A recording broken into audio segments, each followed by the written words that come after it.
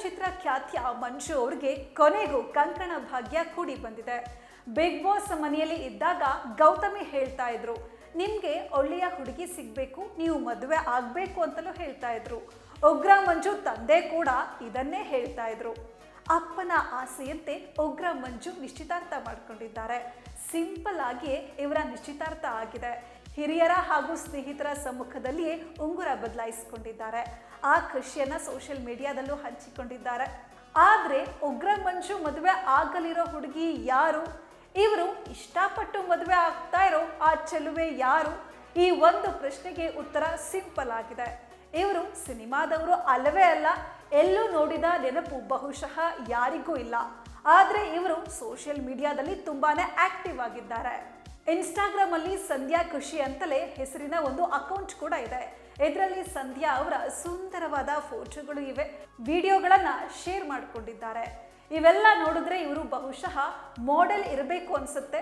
ಆ ರೀತಿಯ ಫೋಟೋಗಳೇ ಇಲ್ಲಿವೆ.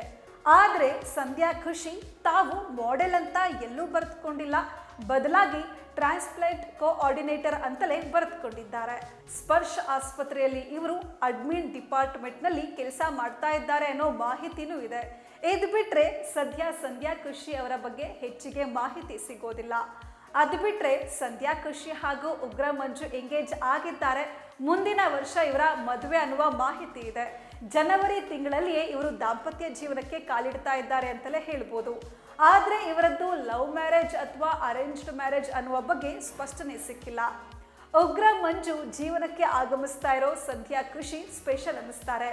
ಇವರ ಇನ್ಸ್ಟಾಗ್ರಾಮ್ ಪೇಜ್ ಚೆಕ್ ಮಾಡ್ತಾ ಹೋದ್ರೆ ಅದ್ಭುತ ಅನಿಸೋ ಫೋಟೋಗಳು ಸಿಗ್ತವೆ. ವಿವಿಧ ರೀತಿಯ ಫೋಟೋಗಳನ್ನು ಇವರು ತೆಗೆಸಿಕೊಂಡಿದ್ದಾರೆ. ಉಗ್ರ ಮಂಜು ಸಿನಿಮಾದವರಲ್ವೇ, ಹಾಗಾಗಿಯೇ ಇವರ ಫೋಟೋ ನೋಡಿದ್ರೆ ನಟಿ ಇರಬೇಕು ಅನ್ಸುತ್ತೆ. ಆ ರೀತಿಯ ಫೋಟೋ ಶೂಟ್ ಮಾಡಿಸಿದ್ದಾರೆ. ನಟಿಯರನ್ನು ಮೀರಿಸೋ ರೀತಿಯ ಫೋಟೋಗಳು ಇಲ್ಲಿವೆ ಅಂತಲೇ ಹೇಳ್ಬೋದು. ಸಂಧ್ಯಾ ಖುಷಿ ತಮ್ಮ ಕೆಲಸದ ಬಗ್ಗೆನೂ ಹೇಳ್ಕೊಂಡಿದ್ದಾರೆ. ಸ್ಪರ್ಶ್ ಆಸ್ಪತ್ರೆಯಲ್ಲಿ ತಾವೊಬ್ಬ ಟ್ರಾನ್ಸ್ಪ್ಲಾಂಟ್ ಕೋಆರ್ಡಿನೇಟರ್ ಅನ್ನೋದನ್ನ ಹೇಳಿದ್ದಾರೆ. ಹಾಗೇನೆ ಒಳ್ಳೆ ಪ್ರಾಡಕ್ಟ್ ಇದ್ರೆ ಅದನ್ನ ಪ್ರಮೋಟ್ ಮಾಡ್ತಾರೆ ಅನ್ಸುತ್ತೆ. ಇವರೇ ಹಂಚಿಕೊಂಡ ಒಂದು ವಿಡಿಯೋದಲ್ಲಿ ಹೇರ್ ಆಯಿಲ್ ಬಳಕೆ ಮಾಡಿ ಅದರ ಫಲಿತಾಂಶ ಹೇಗಿದೆ ಅನ್ನೋದನ್ನ ಹೇಳಿದ್ದಾರೆ ಅಂತಲೇ ಹೇಳ್ಬೋದು.